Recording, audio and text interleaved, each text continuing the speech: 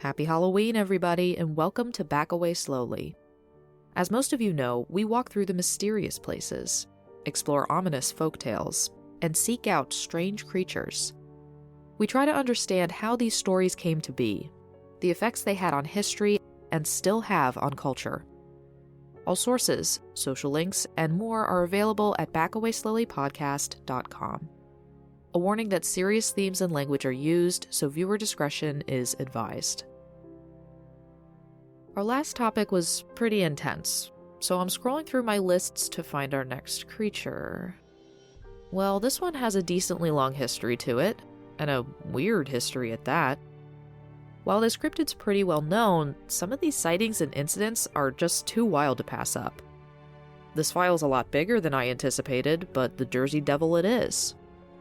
So remember, there will be more after Halloween for those of you like me who really hate to see this holiday come and go. But first, we should probably understand the environment and cultural history of its home. I myself have only traveled as far northeast as Pennsylvania, so I could use a bit of a crash course on the mysterious and incredibly unique Pine Barrens. It was 10,000 years ago when humans first entered the Pinelands, a near inhospitable tundra at the time. But it seems to be part of human nature to take on conditions like these, almost as a sort of challenge. The first indigenous people of the area managed to adjust their lives to withstand the harsh conditions, settling near small ponds, foraging berries, and hunting game. Over time, the area warmed up and sea levels rose. Eventually, the land and climate shifted to what you'd see today if you decided to visit. The area's main indigenous group is the Lenni Lenape, a gentle, peace-loving community along the northeastern seaboard of the United States. The Nanticoke Lenni Lenape Tribal Nation website reads, quote, often keeping the peace and mediating disputes between our neighboring native nations, and were admired by European colonists for our hospitality and mediation skills. Speaking of those European colonists, they began to arrive in bulk in the early 1600s. This was disastrous for an unfortunately common reason: smallpox.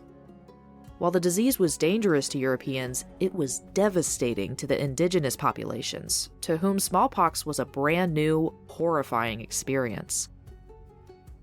There was no respite for these benign people, as in 1758, a treaty with the British took much of the Lenape's land from them.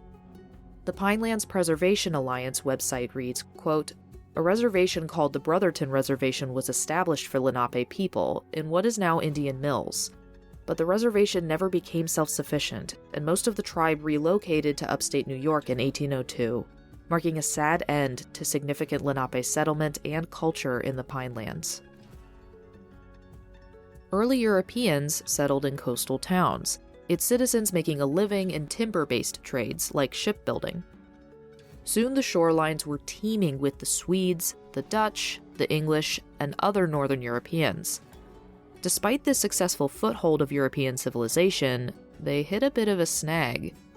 As they cleared the land of trees and undergrowth, the settlers found a sandy soil that rejected the crops that the settlers were familiar with. This was the birth of the name the Pine Barrens. Despite its inhospitable soil, the settlers were happy to continue harvesting the timber along waterways. In 1765, the first furnaces and forges were built to utilize the bog iron deposits, which started to push settlements deeper into the mysterious pines.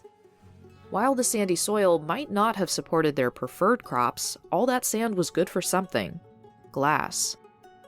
Even when glass production faded, other rural industries popped up, such as charcoal production, iron production, paper milling, and others.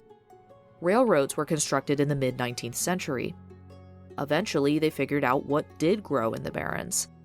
Berry harvesting became its own attraction, growing Pinelands produce like cranberries, blueberries, tomatoes, sweet potatoes, apples, peaches, and strawberries. Resorts were built along the shore, accessible by the new railroads.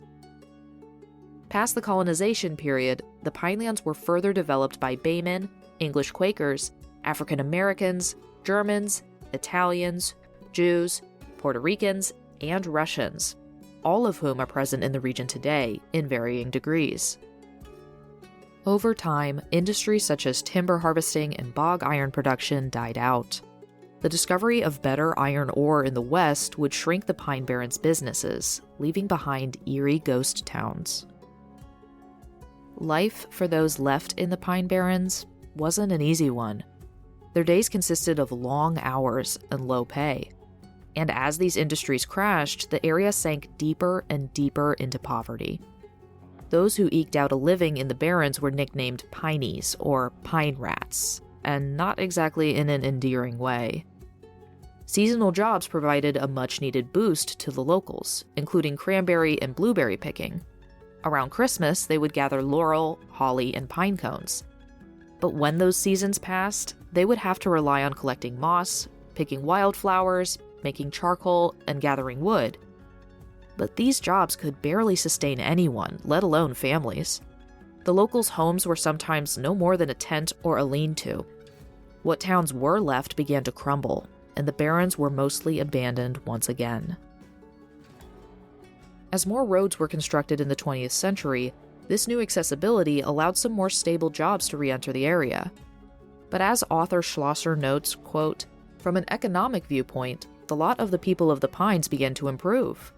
But the old-timers, and some of the young people, watched in dismay as modern civilization nibbled away the edges of their extraordinary wilderness."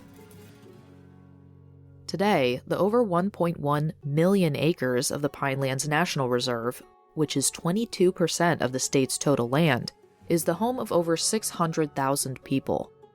Although this land contains forest, wetlands, estuaries, towns, and suburbs, 2/3 of the area are protected from development. So if you were to visit the Pine Barrens today, what would it look like? What's interesting is that it's not just a massive uniform forest. It has diverse vegetation, animal species, and terrains. Now, I'm not going to read you all of the flora and fauna of the Barrens, but I'll briefly describe the areas, since I do think it gives important context. A small window to the surroundings that could be influencing these witnesses' sightings. The Pygmy Pine Plains have stretches of white sand barrens, lacking trees higher than your knees. These sections mostly contain bearberry and teaberry shrubs, lichen, and moss. Part of the reason for this lack of sizable plant life is that these plains have particularly poor soil and are subject to droughts. The area's plateaus are higher than the rest of its surroundings, and therefore are impacted by high winds. Because of these droughts, these plains experience wildfires twice as much as any other forest in the Pine Barrens. The Atlantic white cedar swamps are cool and shady, covered in moss. Where the Pygmy Pine Plains were near arid, the Atlantic white cedar swamps make up for the plains with high-bush blueberries, swamp magnolias, orchids, wildflowers, and a variety of animals. The pitch pine lowlands are wetlands, mostly made up of pitch pine trees. The hardwood swamps are also wetland forests, populated by swamp maple, black gum, and sweet gum trees. But the ground isn't desolate here.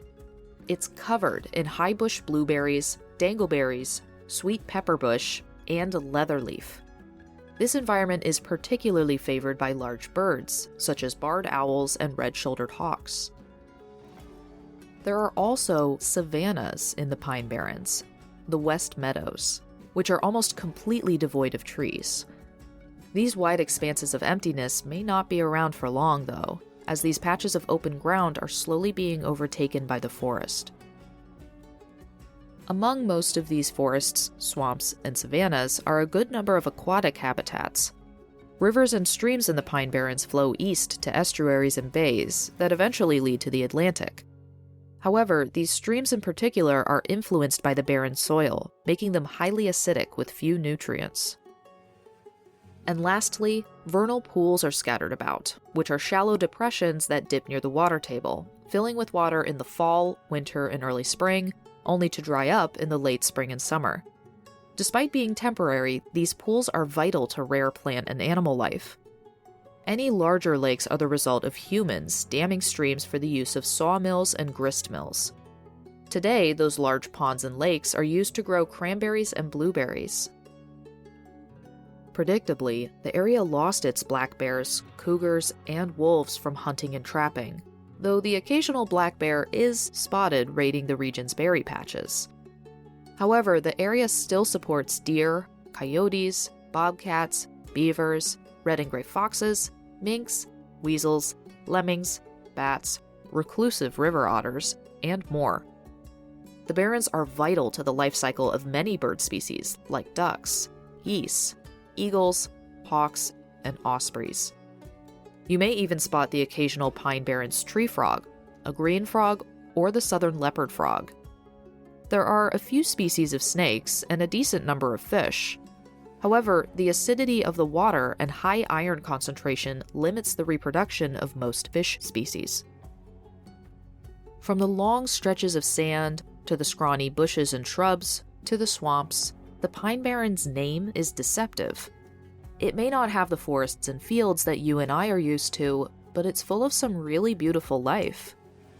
Despite this, many who visit the area describe an uneasy feeling when they travel through the Pine Barrens. It's so alien, and a staggering amount of people immediately feel like something's watching them as soon as they enter. So what exactly do people think is watching them? Well, the origins of that story are a tangled web of knotted roots, but I'll do my best to walk you through it.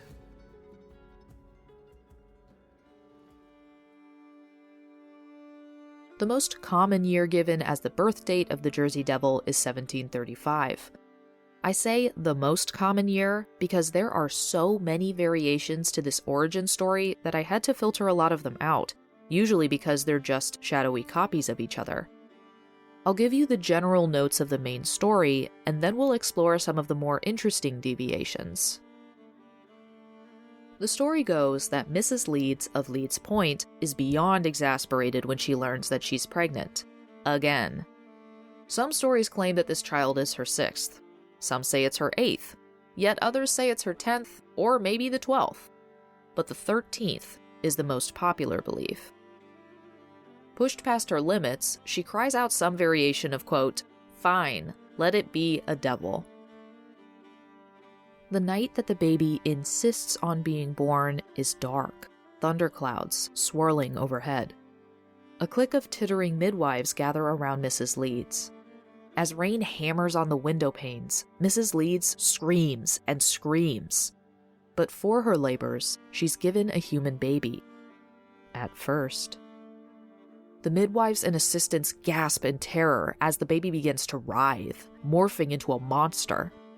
Most versions say that the world's most hideous baby then beat all present to death with its tail, before fleeing up the chimney and away into the night. Now, those are the most bare bones of the story, because every single detail seems to have some kind of variation. The easiest way to cover all of these versions is by starting back at the beginning and to pick through the story more carefully. So let's start with the actual main character of this story, the mother. Mrs. Leeds herself alternates between exhausted and usually reasonably frustrated mother to a rumored witch.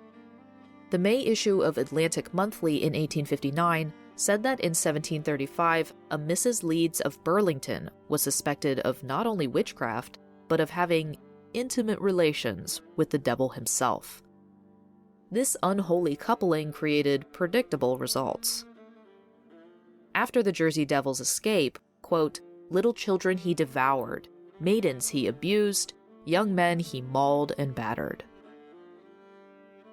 A man named Reverend Henry Charlton Beck is going to be mentioned a few times in these episodes, and a good deal of his writings were part of my research. Beck was an author, a journalist, historian, folklorist, and minister. He traveled around to as many forgotten towns of New Jersey as possible, talking to anyone he could about their regional folklore. This is relevant because he found an elderly woman named Mrs. Bowen, who insisted that the monster's mother was Mrs. Shord, not Mrs. Leeds. But Mrs. Bowen had more than just words for Reverend Beck. She took him into the woods, beating their way through the underbrush to the remains of a cellar of a long-gone house. all that was left of the Jersey Devil's birthplace. It was here that she recounted the typical Jersey Devil story, but Beck heard some details within it that he could possibly track down and verify. He hit a few dead ends, but eventually he found a newspaper clipping from 1905, titled, quote, "On the Trail of Leeds Devil, the Dread Monster of Jersey's Big Forest." This telling took place in Burlington, on the Delaware River in 1735. The Mrs. Leeds of this story was a witch that had gotten pregnant. At first, the father is unidentified, though it's later confirmed to be the devil himself, or Old Horny, as he was unfortunately called in this paper. The rest of the story continues on as we know it, though it does have the lovely detail that its first meal was a few sleeping babies on its way to the Barrens. A very specific rendition says that although Mrs. Leeds was a Quaker, there were rumors that she'd indulged in sorcery. This expands back out, becoming an explanation for why there were so many midwives or helpers in attendance for the birth. They were all technically there to assist, but the high number of them was due to their curiosity. One newspaper article claimed that she was an old witch who'd fled Salem, but was cursed, or blessed, depending on your opinion, with eternal youth, as well as the ability to shapeshift. When it comes to how Mrs. Leeds reacts to her pregnancy, there are usually two ways that it goes. She either says, quote, "Let it be a devil," in a goodness gracious, here we go again kind of way, or, more commonly, she says something along the lines of, quote, "I'm tired of children, let it be a devil." These are two very different tones, one being a joke with a mildly annoyed note, the other a blatant show of disgust for the child. We'll get into more about the implications of the more aggressive attitude later, but just keep it in mind. When it comes to the newborn itself, I've only seen one or two adaptations where the child is already born a monster. Most renditions have the baby as being born a perfectly average human, before some form of evil descends upon it to pull and twist it into a devil. I think this implies that the child would have been a normal human child if only the mother hadn't decided to test God or fate. When it comes to witnesses, sometimes the midwives and assistants are accompanied by the Jersey Devil's older siblings. Still other versions have the children come spilling into the room after hearing the midwife's screams. This allows the devil to beat, or even kill them all, before fleeing. But sometimes the Jersey Devil doesn't hurt anyone at all. It just flies out the window or chimney without killing or maiming the onlookers or its mother, though usually the devil at least beats the crap out of those present.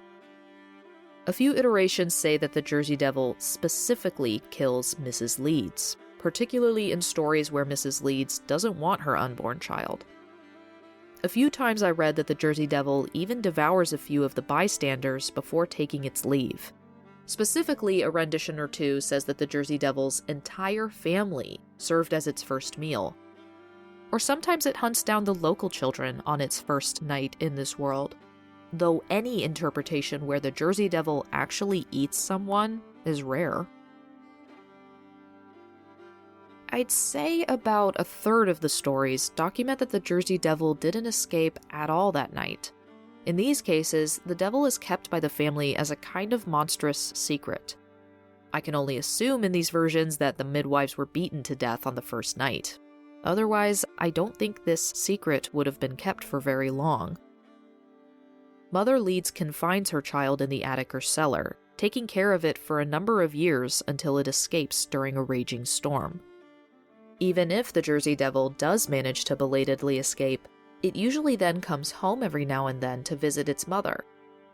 In a surprisingly sweet rendition, he returns to check that his mother's doing well, even bringing her presents. Alfred Heston's book Jersey Wagon Jaunts said that the Jersey Devil visited his mother every day, sitting on his favorite part of their yard's fence, like a cartoonishly monstrous bird.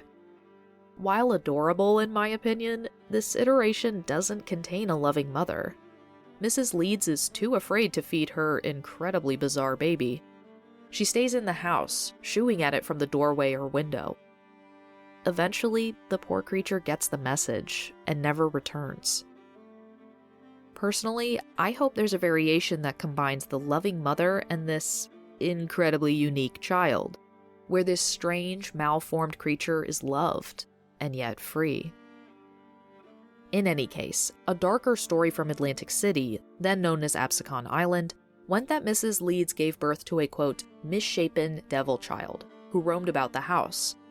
It was described as being evil incarnate, viciously attacking anyone who went near it, family or not. Eventually, a window was accidentally left open, and the child fled to the sand dunes. This story has the rare detail that the family tried very hard to recapture their meandering, violent sibling, but never managed to catch him. Eventually giving up on that entirely, Mrs. Leeds would go to the dunes every day to feed her evil child, returning home bleeding, clothes torn from the claws of her vicious offspring. Though her family begged her not to put herself in harm's way, she refused to abandon her youngest son. This dedication is incredibly rare in the origin stories of the Jersey Devil, as many express that Mrs. Leeds never wanted the child in the first place and was glad to be rid of it. That is, if she survived the birth and its escape. A strange outlier story comes from Peggy Dorsey of Ocean City, recorded in McCloy's book, Phantom of the Pines. The mother had been weakened from repeated childbirths, eventually afflicted with failing eyesight. When her last child was born deformed, she didn't confine the child because, due to that weak eyesight, she literally saw nothing wrong. However, over time, the young child's movements felt strange. The little blue coat he wore soon reminded her of bat wings. She eventually concluded that her youngest son was different from her other children.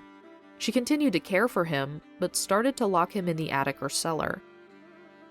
One stormy night, 4 to 20 years after his birth, the winds blew open the cellar doors, or the attic window, or maybe the devil really did just fly up the chimney after all. Have you noticed a significant absence so far? It takes two to tango, and where exactly is Mrs. Leeds' dancing partner? Well, Mr. Leeds is almost never mentioned. Remember how one version says that the Leeds children ran in to see what's causing all the screaming, and the Jersey Devil kills them? Yeah, occasionally Mr. Leeds is included in that group. Why he wasn't in the room for the birth of his own child is unknown. One variant from Schlosser's book, Spooky New Jersey, has more detail about Mr. Leeds than anywhere else I've found. And unfortunately, all of that detail describes nothing good. Father Leeds is an outright abusive husband, drinking away any money that Mrs. Leeds manages to bring in. When the money was again walking its way to the bar, Mrs. Leeds knuckles down and works even harder, sewing to bring in any money to buy her 12 children shoes. She fears her husband, constantly trying to keep his violence away from their children and herself. However, the news of a 13th child snaps something inside of her. She delivers the news after he stumbles through the door, drunk, again. Quote, "A curse be on you, for your indolence and your sloth and your abusive ways. May a curse be on this child too. May it be a devil to plague you for your sins." Their argument moves out into the yard. Mr. Leeds takes a swing at his pregnant wife, but he's so drunk that he lands in the water trough. She screams loud enough for the neighbors to hear. Quote, "This child will be a devil. 13th child, devil's child. And it will come for you first." This apparently scares the cowardly excuse of a man. He stumbles out of the trough, fleeing from her rage, never again to be seen in the Pinelands. Her eldest child stands in the doorway and asks his mother if the last child really would be a devil. She tells him, quote, "Yes, my son, and you must take your brothers and sisters far away when it is born, or you will suffer the same fate as your father." I interpret this to mean that their future demon child would be one born of its parents' rage. Mrs. Leeds knows that this monster would lash out, as its father had, and wants her other children to be as far from danger as possible. The neighbors spread the gossip of this fight to the rest of the town. The people who'd never done anything about the deplorable Mr. Leeds begin to shun Mrs. Leeds. Many fear the threat she'd screamed at her husband, that perhaps she was a witch. The town's minister asks her if she has any sins that she needs to confess to him. She smiles as she caresses her stomach. No. But here's the thing. This is the only story where the women of the town actually stand up for Mrs. Leeds, as they know the truth of the life she led, and refuse to ignore that this mother did what she had to. They were the only ones willing to hold Mr. Leeds accountable and give any kind of sympathy or empathy to Mrs. Leeds. However, there are still some women who arrive, quote, more out of curiosity than goodwill to the side of the birthing bed. Even with these infuriating looky-loos present, no one really believes she'll birth a devil. She goes to church every Sunday. Quote, it was a relief, and to some a disappointment, when the baby was born completely normal.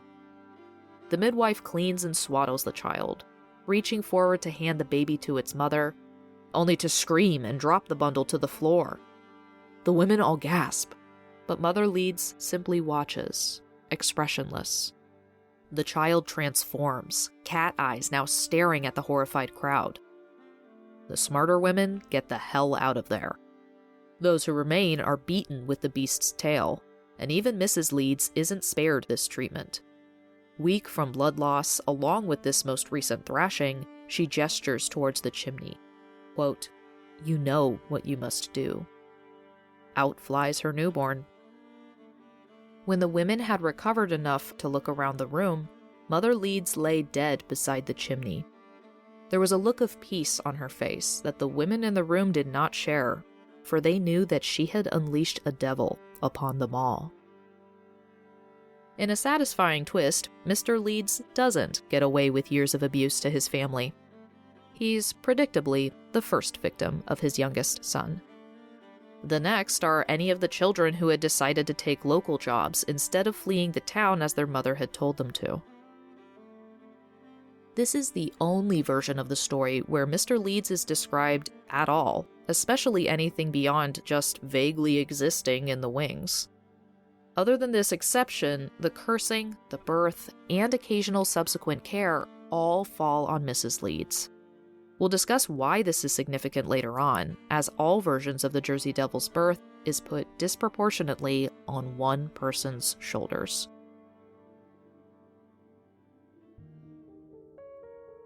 Let's look at some very different stories. You'll recognize some of the bare bones, but these have changes that are significant enough that they need to be given their own time. Social reformer Jane Addams founded the Hull House in 1889, which was a real Chicago immigrant settlement house. Addams told the following story in a number of publications, specifying that one version was the, quote, Italian version, and the other was the, quote, Jewish version. We'll start with the Italian version. The Italian story starts when a pious Italian girl marries an atheist with anger issues. Not a great start. One day, her husband sees a, quote, holy picture that his wife had hung on their bedroom wall. He rips it off the wall in a rage, screaming that he'd sooner have the devil in his house than these relics of a false religion. Was it God or the devil himself that blessed them with their first child? Who can say? Though at this point, the story takes a comedic and abrupt turn.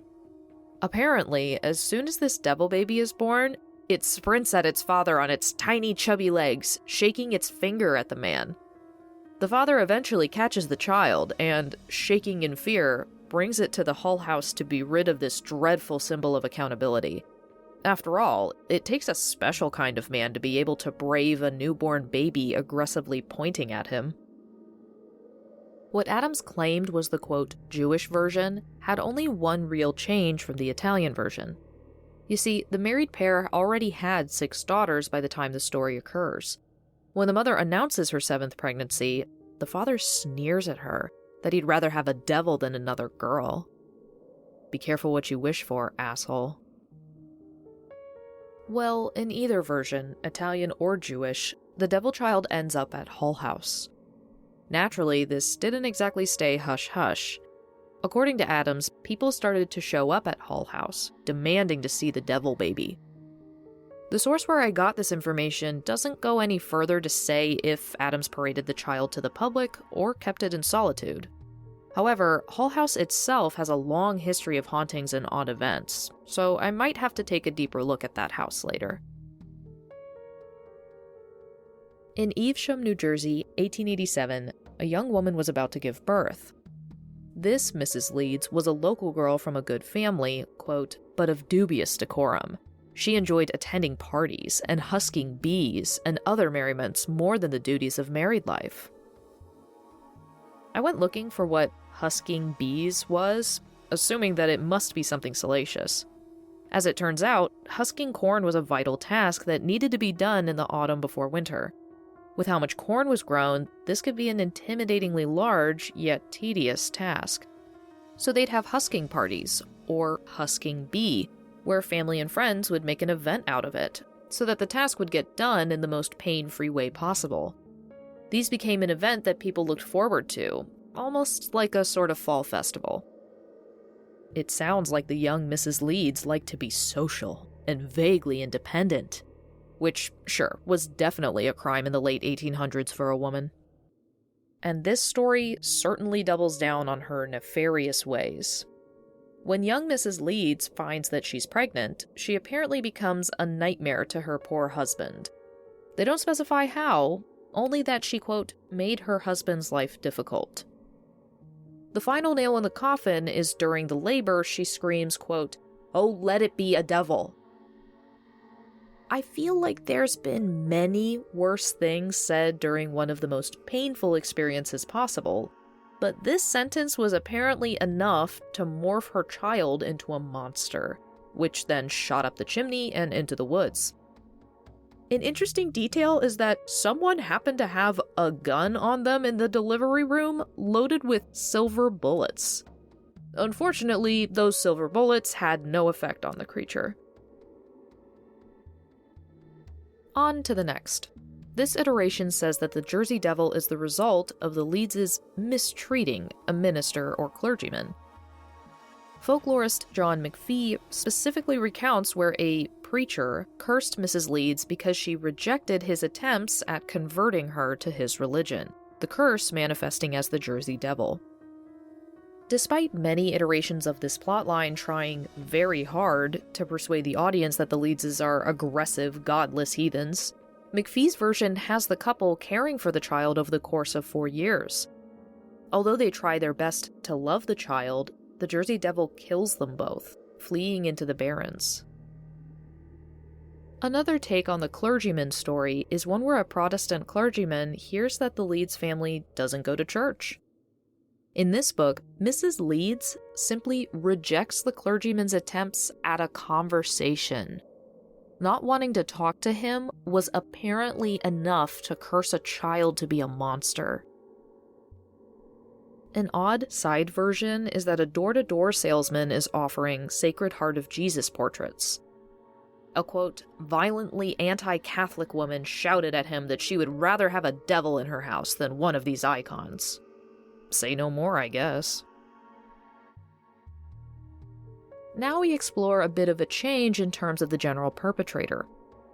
Around 1850, a passing Romani asks a young South Jersey girl for food. It's unknown if the girl simply had no food or didn't want to provide any to the vagrant, but either way, she declines. This is enough for the traveler to inflict a, quote, gypsy curse. The rest of the story is generally the same, except the monstrous baby gets its name from its favorite hangout, Leeds Point. Instead of a, quote, gypsy curse, this next rendition places us in the American Revolution. The Battle of Chestnut Neck took place in October of 1778 near modern-day Port Republic. The future mother falls in love with a British soldier, though sometimes it's a Hessian. one of the German soldiers hired by the British to fight in the Revolution. The townsfolk reject the girl, cursing her as a traitor. We don't know anything about the fate of that soldier, what happens to the child, or really anything else. The map marking where this monstrous birth occurred is all over the place. Evesham Township, Southampton Township, Absecon Island, Estelleville, Pleasantville, Freehold, Vienna, and more.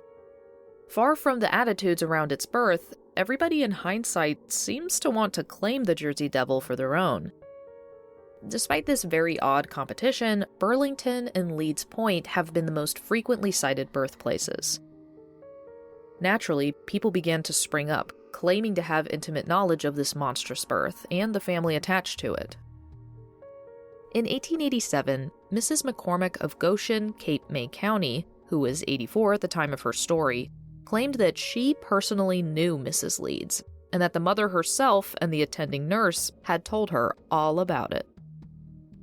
Folklorist Reverend Beck was informed by Mrs. Georgiana Blake of Pleasantville that the Jersey Devil had not one, not two, but 3 birthplaces. Not only that, but for most of these locations, Mrs. Blake even had an address.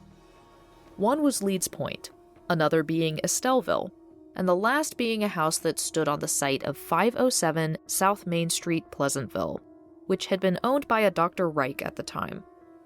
This Mrs. Blake also claimed that the Jersey Devil reappears every 7 years, always taking the role as a harbinger of evil.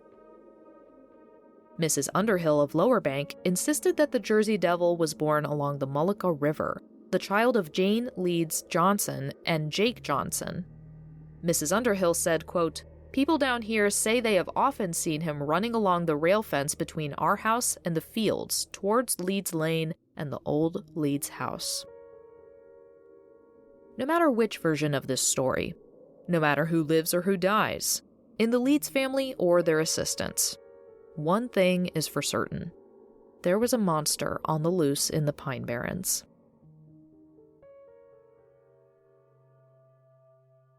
You might be getting a little miffed with my storytelling, because what on earth does this monster even look like? Well, there's actually a reason why I've waited this long to even describe our titular monster. What it looks like changes even more than its origin story. As a taste of how much this creature varies in its appearance, the creature can range from 18 inches to 20 feet tall. The DC newspaper The Evening Star wrote of it, quote, "It is described as a cross between a Shetland pony, a Newfoundland dog, and an ostrich, with some of the characteristics of a vampire bat and an albatross thrown in." This should tell you what a mess this monster is, so much so that we have to separately describe each body part of this thing. The head is most frequently described as a horse or cow's head, with or without goat horns. I also found that it can have a donkey's head, but with a dog's nose and teeth. Every once in a while, there's a report that it has a dog's head. Its gums are rotting, creating breath so fetid that it can curdle milk, blight crops, poison rivers and lakes, and kill all of the fish within them. A few believe that this is taken even further, that the Jersey Devil can breathe fire out of its nose or mouth. Its eyes are red or yellow, frequently glowing, sometimes specified as cat's eyes. Descriptions of the body are confusing. The base of the monster kind of sets the shape and size that the rest of its body parts can take. Usually the body's descriptions are pretty direct, such as a horse's or a deer's body. Occasionally, this downsizes to a dog's body. Bizarrely, some of the most common iterations are of the monster having a kangaroo's body. Very rarely does it have any human body parts at all. But then it ventures into a more vague direction, like a dragon's body or a, quote, snake-like body. Trying to combine these last two descriptions with the rest of the variety of body parts that it can have is truly a kind of mental gymnastics. oddly, I don't see many specifics on the front legs of the creature, or what animal they may be from. However, they are consistently described as being short and stumpy, as the creature is almost always bipedal. At the end of these shrimpy little arms are either cloven hooves or claws, specifically eagle or bear claws. Now, the hind legs can go one of two ways. Most commonly, they're thick and muscular, very kangaroo-like. More rarely, the legs are thin and spindly, like a crane's. The feet at the end of these legs are always a pig's or some other kind of cloven hoof. Interestingly, no matter the creature's size, even at 20 feet tall, the footprints are routinely close to 3 inches long by 2 inches wide. Every now and then, the prints show some kind of deformity. But that's not all. Remember how the Jersey Devil flew out of a window or up the chimney? That's right, this thing's got wings. The wings are always leathery and bat-like, but they're also comedically small.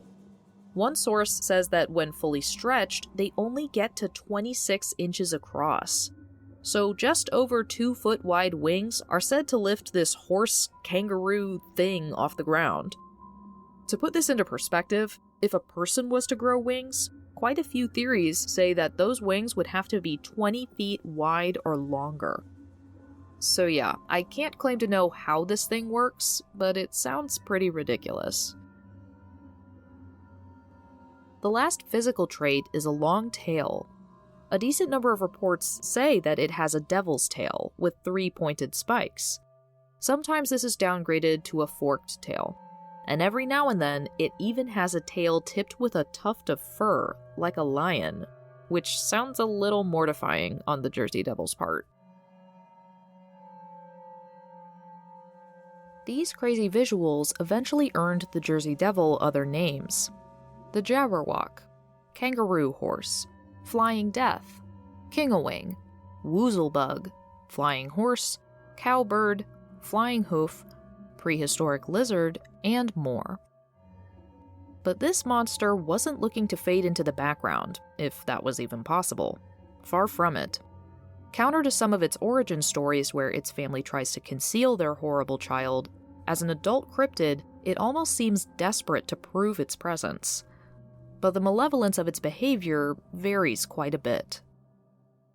On the more mild side, if it's bored, it swoops around and screams to spook farmers. If he needs to stretch his wings, it can be spotted gliding along the coast.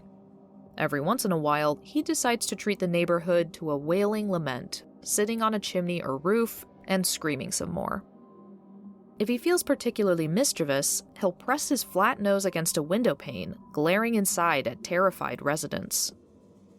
If it steps up its game, it participates in some of the activities we've mentioned, like how its rotting breath can curdle milk, kill crops, and poison water sources.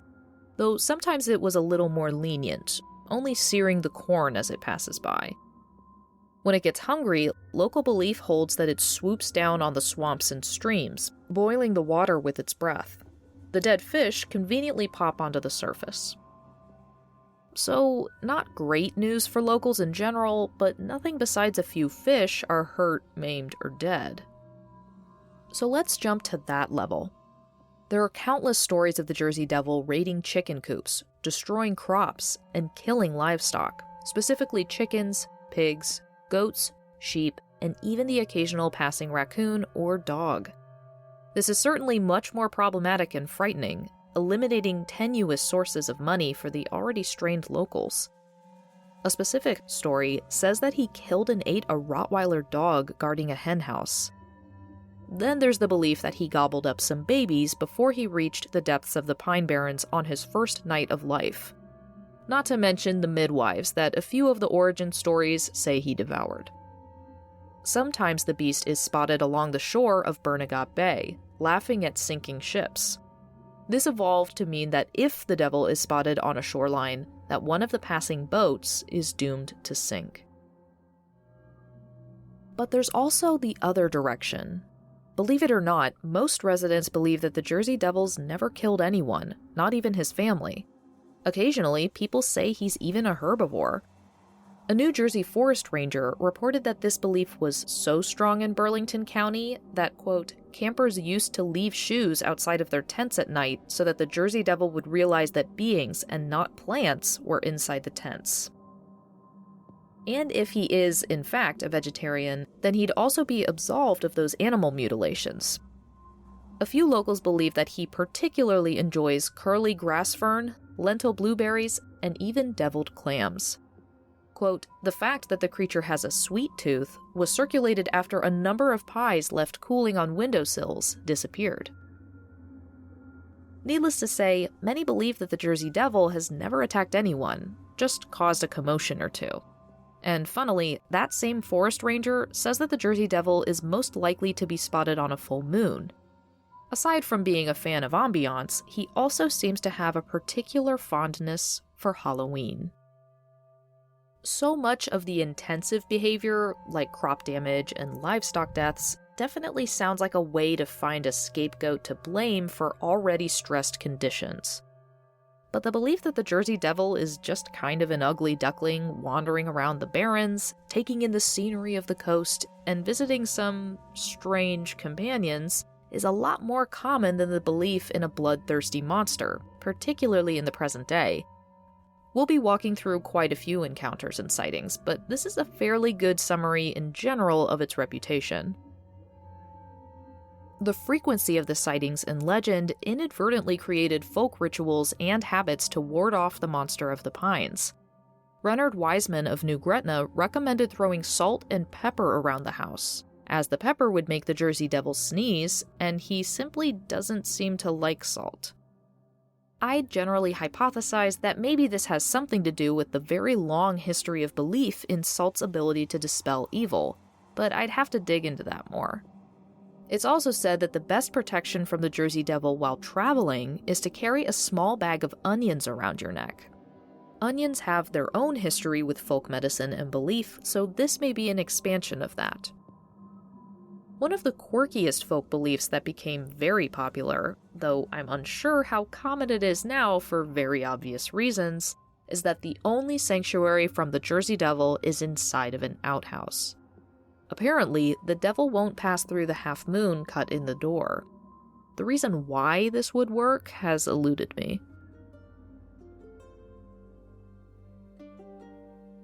But the Jersey Devil is one of the few cryptids that seeks out a variety of companionship. Around 1870, he befriended a beautiful, golden-haired girl dressed in white, creatively named the Golden-Haired Girl. The book Phantom of the Pines has a specific story for this mystery girl. The young woman was from Manasquan, betrothed to a handsome ship officer, but he had to make one last voyage before they could marry. Just before his last trip, the couple argued bitterly. Once he'd left, the girl realized that it would be a long time before they would see each other again, so she ran down to the docks to apologize, but by then she was too late. The mast disappeared over the horizon. The girl counted down the days until her fiancé would return. The day finally came, and she again ran down to the docks to meet him, but days passed, and the ship never appeared on the horizon. Weeks, months, years, nothing. The girl grew older, but she never moved on. When she passed away, her spirit continued searching for her certainly dead fiancé. So now the golden-haired girl in white wanders the Jersey coast, eternally looking east. But sometimes, the Jersey Devil appears to lend its support and companionship to the heartbroken woman. According to legend, this spirit may ask you if you've seen her lover. Telling her no could get you 20 years of bad luck. Another friend of the Jersey Devil is the disembodied spirit of a headless sailor whose ship wrecked on the Cape May County shore hundreds of years ago. A good portion of locals believe that this sailor was actually a pirate killed by Captain Kidd himself. Apparently, Kidd and his crew had buried a chest of gold, then slaying one of the crew so that his ghost would be forced to guard the chest.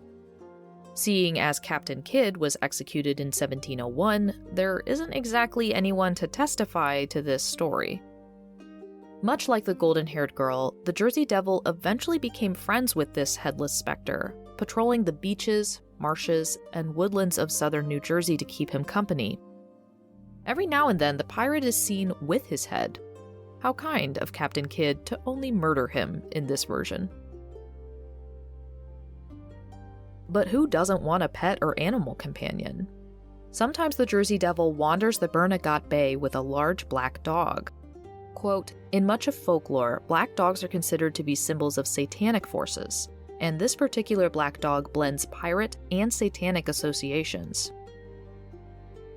The story goes that pirates attacked and sank a ship off of Absecon Island, or present-day Atlantic City. The crew fought their way to shore, staggering onto the sand, only to be slaughtered by the pirates. Unfortunately, a cabin boy and his pet black dog were among these innocents. While the cabin boy disappears from this tale, the black dog made its way back to Bernagat Bay, where it's occasionally seen bounding through the marshes, side by side with the Jersey Devil. The final companion is similar to the golden-haired girl, except this time, it's a mermaid that lives in the bay. She'll make a trip onto the rocks every now and then and can be seen playing a harp as the Devil of the Pines sits by her side. Not only does the Jersey Devil have a variety of friends, but he also seems to need a change of scenery once in a while. And then there's the debate of where his true home within the Barrens is. Reverend and author Henry Beck wrote of a story from the 1930s called The Blue Hole. You see, not far from the intersection of the Great Egg Harbor River and Piney Hollow Road sits the 130-foot wide Blue Hole. According to local lore, the pool is bottomless, serving as the home for the Jersey Devil. Although the water looks incredibly inviting, if you're foolish enough to swim its waters, the devil will reach up and pull you into the abyss. Remember that there are a good deal of pools, small lakes, and other waterways in the Barrens. As a side note, there are multiple pools called blue holes, but the one we just mentioned is considered the blue hole. The story is that the Jersey Devil has found connecting channels from pool to pool, swimming to and from lake to pond wherever he wishes. Or, if you want the most dramatic theory, the pools serve as gateways, the blue hole specifically being a bottomless portal to, where else? Hell. Today there are signs warning tourists and locals against swimming in the holes. The 2020 documentary The Jersey Devil, Monster in the Pines interviewed the Down Township fire chief and lead rescue diver, Cliff Higbee. Higbee says, our dive team over the past 25-30 years have had approximately 50 body recoveries, and the majority of them are from the blue holes.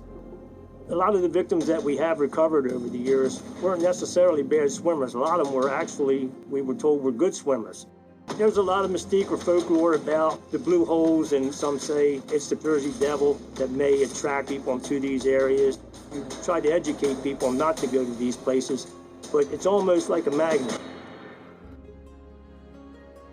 A structure dating back to the 1730s has earned the name the Witch's Well by locals. This is an old pump house in Mount Holly of Burlington County. According to Pine Barrens guide Rob Locks, a witch lured the Jersey Devil into the well, both becoming trapped at the bottom. The townsfolk then supposedly built the structure over the well to contain them both. Other than serving as a kind of spooky teen hangout spot, I haven't found much else about it. The last commonly claimed location is the Bodine Tavern. Don't bother trying to find its website because the business is well buried under gnarled roots. It opened in 1769 near the Wading River, and the Jersey Devil began to make regular visits to sit on their roof. These sightings became so common that in the early 1800s, the tavern started to print the Jersey Devil onto their cider jugs. Unfortunately, the tavern suffered the same fate as many businesses and families once the ironworks started to fade by the 1840s. Despite the tavern closing, the devil is supposedly spotted in the area to this day. The Jersey Devil may be popular now, but by the middle of the 19th century, the Leeds family homestead was steadily trickling out of the public's consciousness. The only people who really remembered the faint silhouette of the monster in the Barrens were the locals. But the once busy and booming cultural towns had evolved. Quote, "Some saw the thick forests as home to stereotypical, dull-witted bumpkins, wary of outsiders and none too friendly. The Jersey Devil legend gets a good bit of its steam from this perception of the Pineys as ragged, near savages, engaged in who knows what in their darkened lairs and rude hovels. Such a location made for an admirable place to birth a monster." Despite the dip in knowledge of the Jersey Devil, its memory remained alive in those locals, whether people looked down on them for their beliefs and lifestyles or not. And eventually, the number of encounters would be too great to ignore. Legend has it that after the birth of the Pine Barrens' own private monster, the sightings and antics got so bad that a notable clergyman was contacted. Author Charles Skinner writes that this particular clergyman, quote, "was secured who, by reason of his piety and exemplary life, had dominion over many of the fiends that plagued New Jersey, and had even prevailed in his congregation against Applejack, which some declared to be a worse fiend than any other, if, indeed, it did not create some of those others." In the 1740s, this man arrived with only a bell, a book, and a candle with him, exorcising the Jersey Devil. This exorcism was meant to last for 100 years. The devil was still occasionally spotted, but apparently it was less than before. Despite this, the locals grew more and more restless as the 1840s approached, because their ancestors had warned them to prepare themselves for the fading of the exorcism. And, true to the legend, the Jersey Devil reappeared in force on schedule. In 1776, the Jersey Devil started his tenacious reputation of being a portent of disaster, spotted several times in the Salem, Gloucester, and Cumberland counties, right before the Revolutionary War. October 1790, Vance Larner writes of an encounter with a Jersey Devil-like creature in his diary. Quote, "It was neither beast, nor man, nor spirit, but a hellish brew of all three. It was beside a pond where I came upon it. I stopped and did not move. Nay, I could not move. It was dashing its tail to and fro in the pond and rubbing its horns against a tree trunk. It was as large as a moose with leathery wings. It had cloven hooves as big around as an oak's trunk. After it was through with the tree, it yielded an awful scream as if it were a pained man, and then flew across the pond until I could see it no more."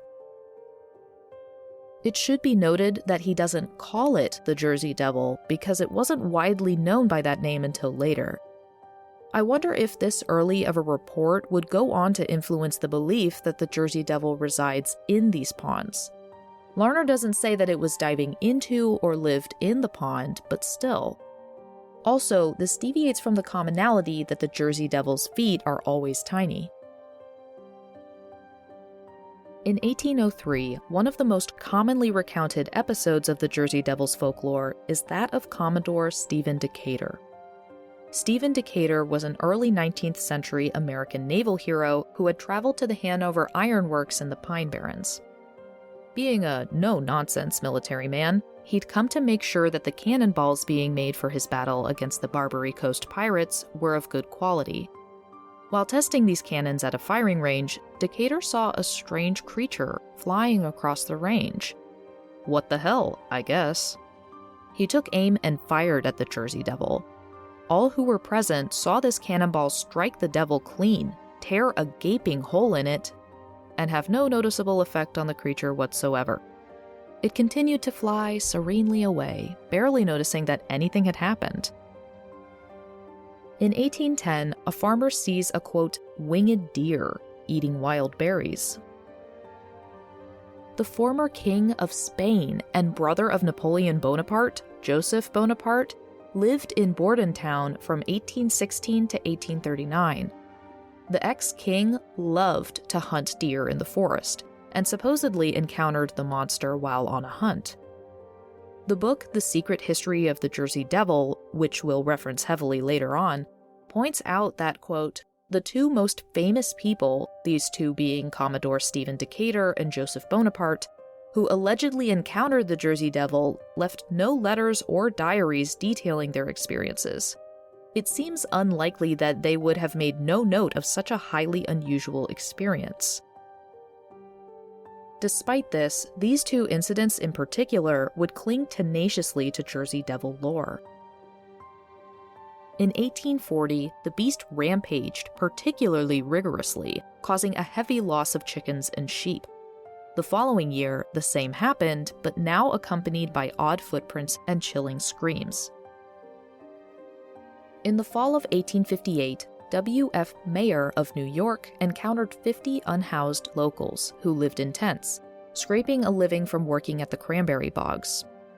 One of these people was toothless, elderly Hannah Butler. She stared up at the storm forming over them, saying, quote, "I is there, and a storm like the one when I seed the Leeds Devil." A man at her side hushed her, telling her off for speaking of the creature, as she might summon it upon them. This was a common belief in the, quote, devil-ridden Barrens.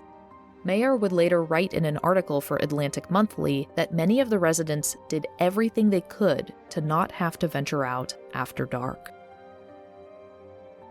From 1860 to 1861, the Jersey Devil is spotted several times, flying up and down the coast, believed to be warning people of the coming Civil War. In 1870, the Jersey Devil is seen taking a swim with his mermaid friend. In 1872 or 1873, a man named Daniel Conover shoots the Jersey Devil, predictably with no effect. During the 1880s, there were reports that complained that the Jersey Devil, quote, carried off anything that moved in the Pine Barrens. Heavy storms batter the coast in January of 1884, many locals believing that this meant that someone must have pissed off the Jersey Devil. In 1893, there was a little more excitement of the dramatic variety. An Erie railroad engineer claimed that his train had been attacked by the Jersey Devil, exclaiming that it had the face, quote, of an ape or monkey. Some suggested that he might have been startled by an owl, to which he snorted indignantly, quote, "Bah, that hain't no owl. That's the Leeds Devil, back again sure as you're livin'." 1898, the Jersey Devil is spotted as a forewarning of the Spanish-American War. An incident from 1899 was reported years later in the Rockland Independent. Businessman George Sorosi claimed that, quote, his sleep was disturbed for a number of nights by ungodly screams emanating from the vicinity of the Lawrence Street Bridge over the Pascack River in Spring Valley, New York. Sorosi spotted the perpetrator, which resembled a flying spirit. Some who had heard the story of the Jersey Devil recognized his description, while others speculated that it was a crane. Charles Montgomery Skinner wrote about the Jersey Devil in his book American Myths and Legends, published in 1903. He insisted that, though Mother Leeds disguised herself under the appearance of, quote, a sober Quaker, she was definitely a witch. He gave a lot of complimentary details to the brave Quaker clergymen who exorcised the Jersey Devil, but he also entirely ignored that Quakers don't do exorcisms. By the end, he's written that the Jersey Devil had become, quote, a grim tradition, and that it would, quote, soon be forgotten. This is where we'll leave off for this week, but I can promise you one thing, that Mr. Skinner was so incredibly wrong. You guys have to come back next week because things are about to get crazy. Just insane in a way I've never seen before. I honestly can't wait. But in the meantime, have a safe, exciting, and spooky Halloween.